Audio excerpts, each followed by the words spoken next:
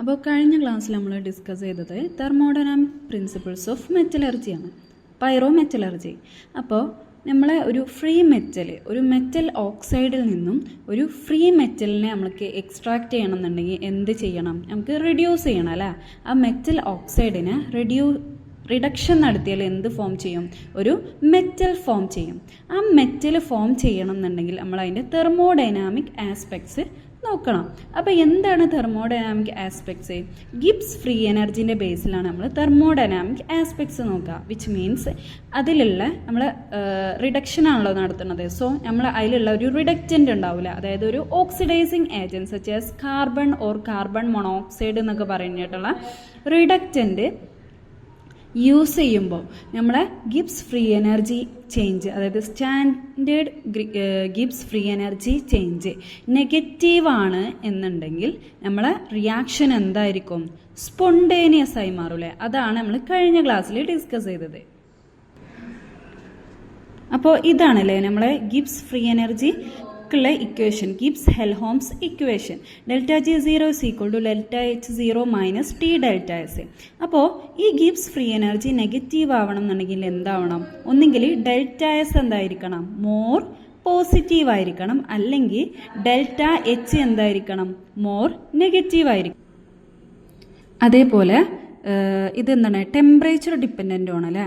അപ്പോൾ more ΔS പോസിറ്റീവും അതേപോലെ ടെമ്പറേച്ചർ ഹൈ ടെമ്പറേച്ചറും ആവുമ്പോൾ ഈ ΔG എന്തായി മാറും? മോർ നെഗറ്റീവ് ആവും. സോ നമ്മൾ റിയാക്ഷൻ എന്തായിരിക്കും? ഫീസിബിൾ ആയിരിക്കും, അതായത് നമ്മൾ റിയാക്ഷൻ അണ്ടർഗോ ചെയ്യും.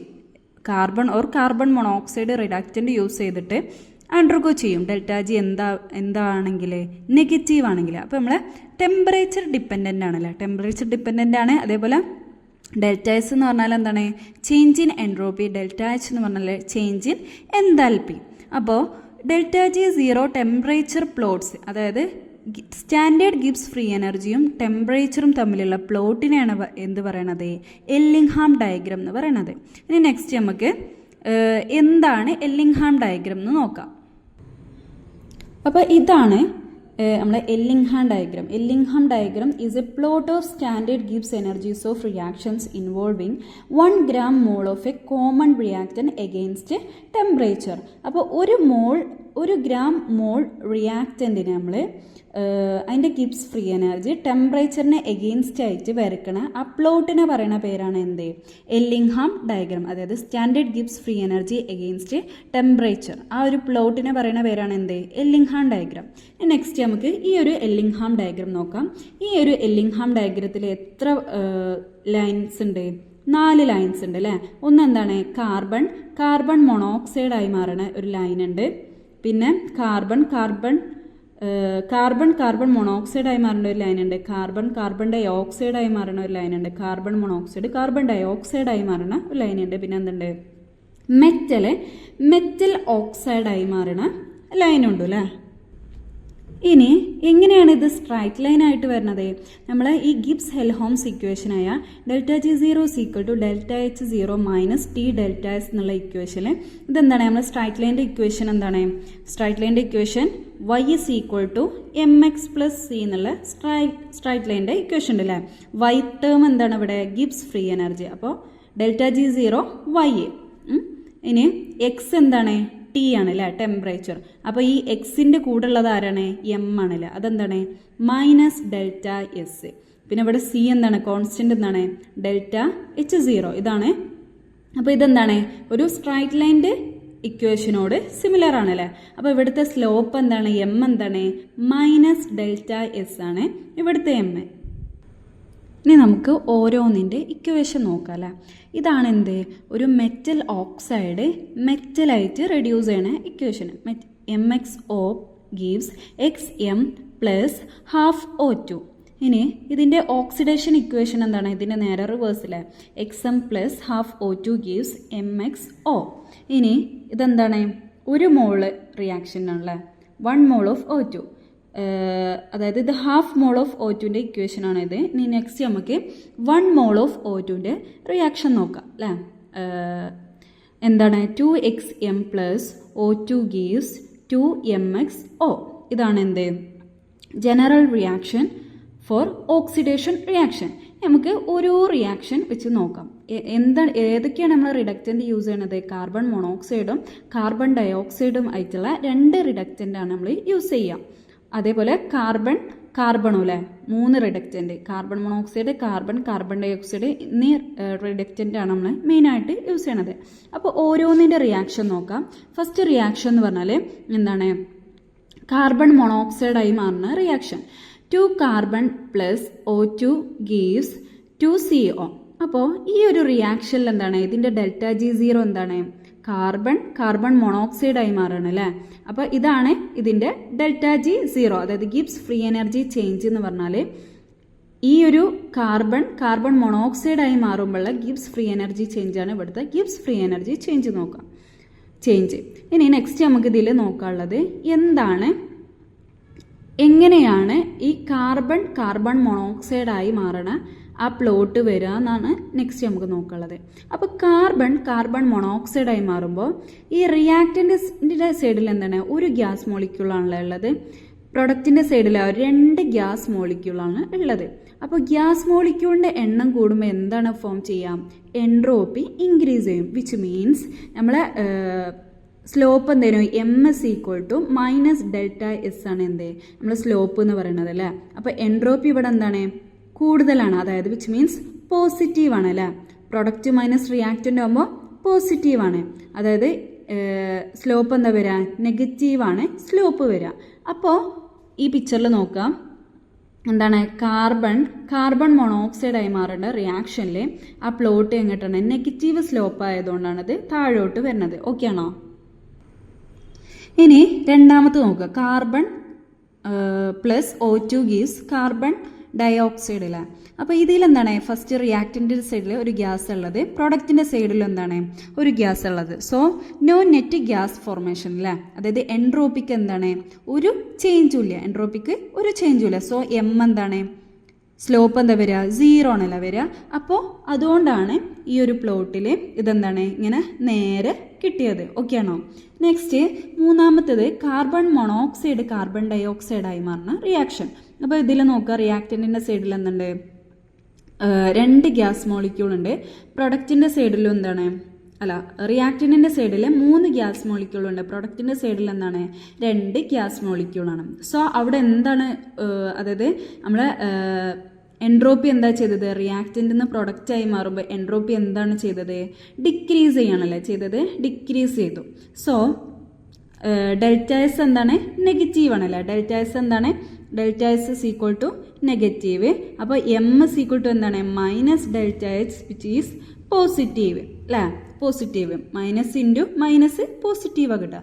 സോ അതുകൊണ്ടാണ് കാർബൺ മോണോക്സൈഡ് കാർബൺ ഡയോക്സൈഡായി മാറുന്ന ഈ ഒരു സ്ട്രൈറ്റ് ലൈന് നമുക്ക് മേലോട്ട് കിട്ടിയത്. ഓക്കെ. ഇനി നെക്സ്റ്റ് മെറ്റൽ ഓക്സൈഡായി മാറണ റിയാക്ഷൻ. അതായത് മെറ്റൽ എന്തായി മാറണേ? മെറ്റൽ ഓക്സൈഡായി മാറണം. അതായത് ഇവിടെ എന്താണ്? ഒരു റിയാക്റ്റൻ്റ് സൈഡിൽ ഒരു ഗ്യാസ് മോളിക്യൂളും പ്രൊഡക്റ്റ് സൈഡിൽ എന്താണ്? ഗ്യാസ് മോളിക്യൂൾസ് ഇല്ല, ഓക്സൈഡായി മാറണം അല്ലേ.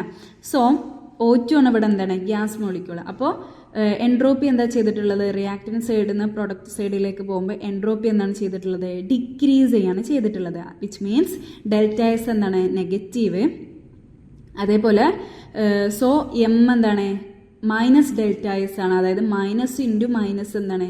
പോസിറ്റീവ് കിട്ടുക. അതുകൊണ്ടാണ് MXO ആവണ ആ ഒരു പ്ലോട്ട് എങ്ങനെ കിട്ടിയത് നമുക്ക്? ഈ ഒരു പ്ലോട്ട് ഇങ്ങനെ മേലോട്ട് കിട്ടിയത്. ഓക്കെ. ഇനി ഈ ഒരു എലിംഗ്ഹാം ഡയഗ്രാം നോക്കുക. എലിംഗ്ഹാം ഡയഗ്രാം എന്ന് പറഞ്ഞാൽ ചില മെറ്റൽസിൻ്റെ ഓക്സൈഡിൻ്റെ മാത്രം എലിംഗ്ഹാം ഡയഗ്രാമാണ് ഇത് അല്ലേ. അപ്പോൾ ഇതിൽ നോക്കുക, ഇതെന്താണ്? ഇവിടെ എന്താണ് നമ്മൾ കൊടുക്കുക? ΔG0 ആണ് കൊടുക്കുക. ഇവിടെ എന്താ കൊടുക്കുക? ടെമ്പറേച്ചർ ആണല്ലോ കൊടുക്കുക. ഇതിൻ്റെ ഇതിൽ എന്താണ്? ΔG ഇവിടെ എന്താണ്? 0 ആണ് അല്ലേ. ഇവിടെ ΔG0. ഇതിൻ്റെ താഴോട്ട് ΔG നെഗറ്റീവ്, ഇതിൻ്റെ മുകളിലോട്ട് എന്താണ്? ΔG പോസിറ്റീവുമാണ് ഉണ്ടാവുക. അപ്പോൾ ചില മെറ്റൽ ഓക്സൈഡായി മാറണ ഓരോ ലൈൻസ് ചിലതെന്താണ്? ഈ ΔG = 0 എന്നുള്ള ഈ ലൈനിന് എന്ത് ചെയ്യുന്നുണ്ട്?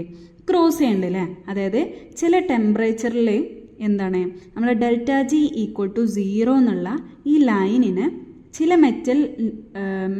മെറ്റൽ ഓക്സൈഡായി മാറുന്ന ലൈൻസ് എന്ത് ചെയ്യുന്നുണ്ട്, ക്രോസ് ചെയ്യുന്നുണ്ട് അല്ലേ.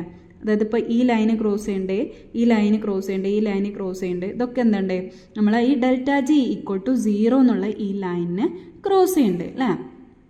അത് നമുക്ക് മനസ്സിലാക്കാൻ പറ്റുന്നത്, അതായത് ΔG=0 എന്നുള്ള ഈ ലൈന്. ഇപ്പോൾ ഫോർ എക്സാമ്പിൾ ഇപ്പോൾ ഇതെന്താണ്, ഈ ലൈൻ എന്താണ്, Ag2O ലൈനാണ്. അതായത് Ag സിൽവർ Ag2O ആയി മാറണ ലൈനാണല്ലോ ഇത്. അപ്പോൾ ഈ ഒരു ടെമ്പറേച്ചർ, അതായത് ഏകദേശം ഒരു 250 ഡിഗ്രി സെൽഷ്യസിൽ എന്താണ് ഈ Ag2O ആവണ ഈ ലൈന് ΔG=0 എന്നുള്ള ഈ ലൈനിനെ എന്ത് ചെയ്യുന്നുണ്ട്, ക്രോസ് ചെയ്യുന്നുണ്ട് അല്ലേ, ക്രോസ് ചെയ്യുന്നുണ്ട്. അതായത് ഈ ലൈനിന് ശേഷം ΔG എന്തായിരിക്കും, പോസിറ്റീവ് ആയിരിക്കും അല്ലേ, ΔG പോസിറ്റീവ് ആയിരിക്കും. അപ്പോൾ ΔG പോസിറ്റീവ് ആവുമ്പോൾ എന്താണ്, ആ റിയാക്ഷൻ ഫീസിബിൾ ആണോ, അല്ല.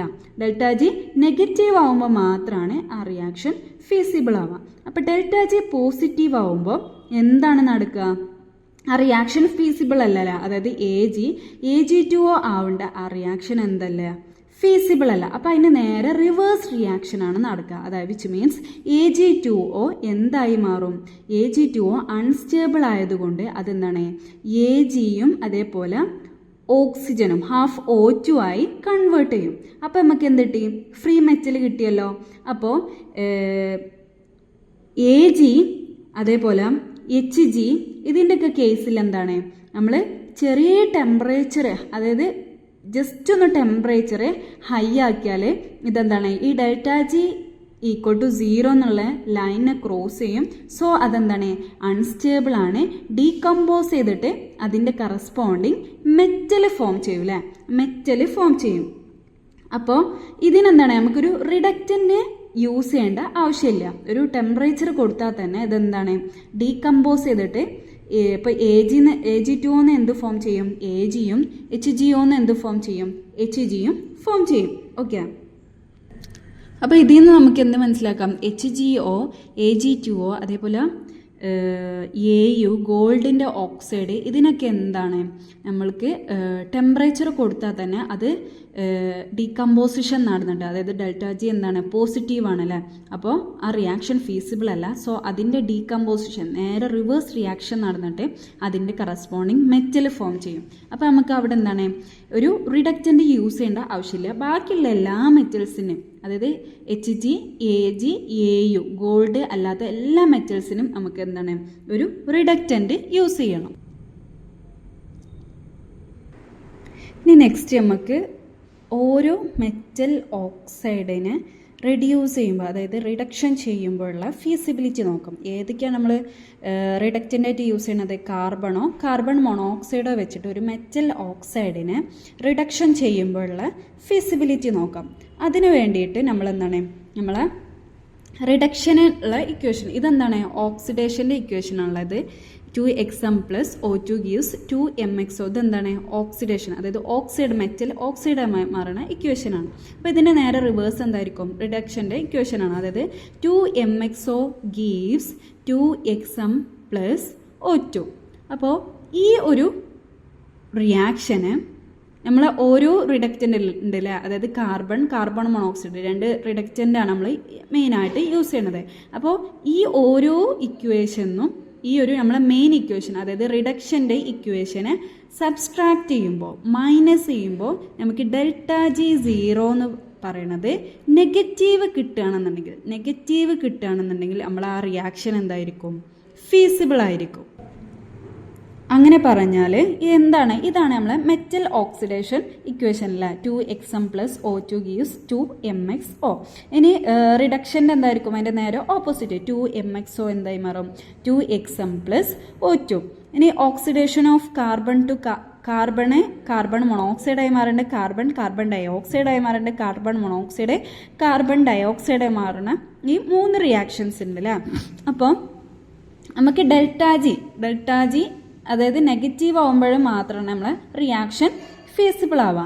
അപ്പോൾ അത് നോക്കാൻ വേണ്ടിയിട്ട് നമ്മൾ ആദ്യം എന്ത് ചെയ്യും, ഈ റിഡക്ഷൻ്റെ ഇക്വേഷൻ ഉണ്ടല്ലോ, ഈ ഇക്വേഷൻ നമ്മൾ ഈ 3 ഇക്വേഷനെ മൈനസ് ചെയ്യാം. അപ്പോൾ ഫസ്റ്റ് നമ്മൾ നോക്കുമ്പോൾ 2 carbon + O2 gives 2CO. ഇതിൻ്റെ ഡെൽറ്റ ജി സീറോ എന്താ വരിക? ഇതിൻ്റെ ഡെൽറ്റ ജി സീറോ എന്ന് പറഞ്ഞാൽ കാർബൺ മോണോക്സൈഡായി മാറണ ഇതാണ് ഇതിൻ്റെ ഡെൽറ്റ ജി സീറോ അല്ലേ. അപ്പോൾ ഇതിൻ്റെ ഡെൽറ്റ ജി സീറോ എന്താണ്? Carbon monoxide. അപ്പോൾ ഈ ഒരു ഇക്വേഷന് നമ്മൾ റിഡക്ഷൻ്റെ equation 2mxO gives 2xm plus O2 minus ചെയ്യുക. അതായത് ഇക്വേഷൻ 2ന്ന് ഇക്വേഷൻ 1 മൈനസ് ചെയ്യുക. 2mxO പ്ലസ് 2c അതേതാണ്? 2mxO ഇതിൻ്റെ പ്ലസ് 2c ഇത്. പിന്നെ O2 gives 2xm plus O2 plus 2co. രണ്ട് ഇക്വേഷനും നമ്മൾ ഒരുമിച്ച് എഴുതി. എന്നിട്ട് ഒന്നിന്ന് ഒന്ന് മൈനസ് ചെയ്യണമല്ലേ. അപ്പോൾ രണ്ട് സൈഡിലും എന്തുണ്ട്? കോമൺ ആയിട്ട് O2 ഉണ്ട് അല്ലേ. O2 ഉണ്ടാകുമ്പോൾ സബ്സ്ട്രാക്ട് ചെയ്യുമ്പോൾ അത് രണ്ടും നമുക്ക് ക്യാൻസൽ ചെയ്ത് പോകാം. ബാക്കി എന്താ നമുക്ക് കിട്ടാം? 2mxO plus 2c gives 2xm plus 2co. അതായത് ഇതിൻ്റെ ഗിബ്സ് ഫ്രീ എനർജീൻ്റെ ചേഞ്ച് എന്ന് പറഞ്ഞാൽ എന്താണ്? നമ്മൾ മെറ്റൽ ഓക്സൈഡായി മാറണ Gibbs free energy delta G zero of mxO ഓക്സൈഡായി മാറണ അതിൻ്റെ Gibbs free energy change minus എന്താണ്? നമ്മൾ കാർബൺ മോണോക്സൈഡായി മാറണ ഗിബ്സ് ഫ്രീ എനർജി. എന്താണ് ഗിബ്സ് ഫ്രീ എനർജി? അപ്പോൾ ഈ മൊത്തം റിയാക്ഷൻ്റെ ഗിബ്സ് ഫ്രീ എനർജി ചേഞ്ച് എന്താണ്? Delta G zero is equal to delta G zero of carbon monoxide. അതായത് നമ്മൾ 2ന്ന് 1 ആണല്ലേ മൈനസ് ചെയ്തത്. അപ്പോൾ ഫസ്റ്റ് ഏതിൻ്റെ വരിക? ഇതാണ് വരിക. Delta G zero of carbon monoxide minus പിന്നെ ഇതിൻ്റെ എന്താണ്? Delta G zero of metal oxide. അപ്പോൾ നിങ്ങൾക്ക് ഒരു ഡൗട്ട് ഉണ്ടാവും, ഇവിടെ എന്താണ് മെറ്റൽ ഓക്സൈഡ് മെറ്റലായി മാറുന്ന റിയാക്ഷൻ അല്ലേ നമ്മൾ ചൂസ് ചെയ്താൽ. നമ്മൾ ഈ റിയാക്ഷൻ എവിടെ നിന്നാണ് കൊണ്ടുവന്നത്? ഈ ഓക്സിഡേഷൻ റിയാക്ഷൻ എന്നല്ലേ. അപ്പോൾ നമ്മളതിന് ജനറലായിട്ട് delta G zero of mxO ആണ് എഴുതാം. അപ്പോൾ ഈ ഡെൽറ്റ ജി മോർ നെഗറ്റീവ് ആവണം എന്നുണ്ടെങ്കിൽ എന്താണ്? നമ്മൾ ഇത് മോർ നെഗറ്റീവ് ആവണം എന്നുണ്ടെങ്കിലുള്ള കണ്ടീഷൻ എന്താണ്? ഇത് മോർ പോസിറ്റീവ് ആവണം അല്ല. ഒന്നുകിൽ മോർ പോസിറ്റീവ് ആവണം അല്ലെങ്കിൽ ഇതിൻ്റെ വാല്യൂ മോർ നെഗറ്റീവ് ആവണം. വിച്ച് മീൻസ് അങ്ങനെ പറഞ്ഞാൽ ഈ എല്ലിംഗ്ഹാം ഡയഗ്രത്തിൽ നോക്കുക എന്താണ്? നമ്മൾ മെറ്റൽ ഓക്സൈഡായി മാറുന്ന കുറേ പ്ലോട്ട്സ് ഉണ്ട് അല്ലേ. അപ്പോൾ ആ ഒരു ലൈനിന് താഴെ വരണം. എന്താണ്? നമ്മൾ കാർബൺ മോണോക്സൈഡിൻ്റെ ഗിബ്സ് ഫ്രീ എനർജി നെഗറ്റീവ് ആവണം എന്ന് പറഞ്ഞാൽ എന്താണ്? നമ്മളെ മെറ്റൽ ഓക്സൈഡായി മാറുന്ന ലൈൻ ഉണ്ട് അല്ലേ. അതിൻ്റെ താഴെ വരണം എന്ത്? നമ്മൾ കാർബൺ മോണോക്സൈഡായി മാറുന്ന ലൈന്. എങ്കിൽ മാത്രമേ നമുക്ക് ആ മെറ്റലിനെ കാർബൺ വെച്ചിട്ട് എന്ത് ചെയ്യാൻ പറ്റുള്ളൂ? റിഡ്യൂസ് ചെയ്യാൻ പറ്റുള്ളൂ. അതാണ് നമ്മൾ കണ്ടീഷൻ. അപ്പോൾ ഇപ്പോൾ ഒരു എക്സാമ്പിൾ എടുക്കാം. ഇതാണ് എന്ത്? ഇപ്പോൾ ഇതിൽ കാർബൺ മോണോക്സൈഡായി മാറണ ലൈന് ഇതാണ്. പിന്നെ കാർബൺ മോണോക്സൈഡ് കാർബൺ ഡയോക്സൈഡായി മാറണ ലൈന് ഇതാണ്. അപ്പോൾ ഇതിൻ്റെ മുകളിൽ വരണ അല്ലേ നമ്മളെ മെറ്റൽ ഓക്സൈഡായി മാറണ ലൈന് അത് നമ്മളെ ഈ കാർബൺ മോണോക്സൈഡായി മാറേണ്ട ലൈനിൻ്റെ അല്ലെങ്കിൽ കാർബൺ മോണോക്സൈഡ് കാർബൺ ഡയോക്സൈഡായി മാറേണ്ട ലൈനിൻ്റെ മുകളിൽ വരണം. എങ്കിൽ മാത്രമേ നമുക്ക് ഒന്നുകിൽ ഈ കാർബൺ വെച്ചിട്ടോ അല്ലെങ്കിൽ കാർബൺ മോണോക്സൈഡ് വെച്ചിട്ടോ റെഡ്യൂസ് ചെയ്യാൻ പറ്റുള്ളൂ അല്ലേ. ഫോർ എക്സാമ്പിൾ ഇപ്പോൾ ഈ ലൈൻ നോക്കുക, കോപ്പർ ഓക്സൈഡ്. അപ്പോൾ ഈ കോപ്പർ ഓക്സൈഡായി മാറേണ്ട ലൈനിൻ്റെ താഴെയാണ് എന്ത്? നമ്മളെ കോപ്പർ ഓക്സൈഡായി മാറണം അല്ലേ. സോ അതിൻ്റെ താഴെയാണ് നമ്മൾ കാർബൺ മോണോക്സൈഡ് കാർബൺ ഡയോക്സൈഡായി വരുന്ന ലൈന് വരിക. സോ എല്ലാ ടെമ്പറേച്ചറിലും ഓൾ ടെമ്പറേച്ചറിലും നമ്മൾ കാർബൺ മോണോക്സൈഡ് വെച്ചിട്ട് നമുക്ക് ഈ കോപ്പറിനെ എന്ത് ചെയ്യാൻ പറ്റും? റിഡ്യൂസ് ചെയ്യാൻ പറ്റും എന്നാണ് എല്ലിംഗ്ഹാം ഡയഗ്രം വെച്ചിട്ട് നമുക്ക് പറയാൻ പറ്റുക. ഇനി കാർബൺ മോണോക്സൈഡ് അതായത് നമ്മളിവിടെ ഏതാണ് റെഡ്യൂസിങ് ഏജന്റ് ആയിട്ട് യൂസ് ചെയ്യാം? അല്ല, ഓക്സിഡൈസിങ് ഏജന്റ് ഓർ റിഡക്റ്റന്റ് ആയിട്ട് യൂസ് ചെയ്യാം? കാർബൺ ആണ് അല്ലേ. അപ്പോൾ ഈ ഒരു ലൈനെ നോക്കാം. ഈ ഒരു ലൈന് നമ്മൾ ഈ കോപ്പർ ഓക്സൈഡായി മാറേണ്ട ലൈനിൻ്റെ എന്താണ്? ഈ ഒരു പോയിന്റിന്റെ ശേഷം മാത്രമേ താഴെ വരുന്നുള്ളൂ അല്ലേ. അപ്പോൾ അതായത് ഒരു 250 ഏകദേശം ഒരു 250 ഡിഗ്രി സെൽഷ്യസിൽ മാത്രമേ ഇതിൻ്റെ താഴെ വരുന്നുള്ളൂ. അപ്പോൾ 250 ഡിഗ്രി സെൽഷ്യസിന് എബോ ആവുമ്പോൾ മാത്രമേ കോപ്പർ ഓക്സൈഡ് അതായത് നമുക്ക് കോപ്പർ ഓക്സൈഡിനെ റെഡ്യൂസ് ചെയ്തിട്ട് കോപ്പറാക്കി മാറ്റാൻ പറ്റുള്ളൂ. എന്താ പറഞ്ഞത്? ഈ കാർബൺ മോണോക്സൈഡ് ലൈന് ഈ കോപ്പർ ഓക്സൈഡായ ലൈനിന് താഴെ വരുന്നത് ഈ ഒരു ടെമ്പറേച്ചറിൽ മാത്രമാണ് അല്ലേ. ഈ ഒരു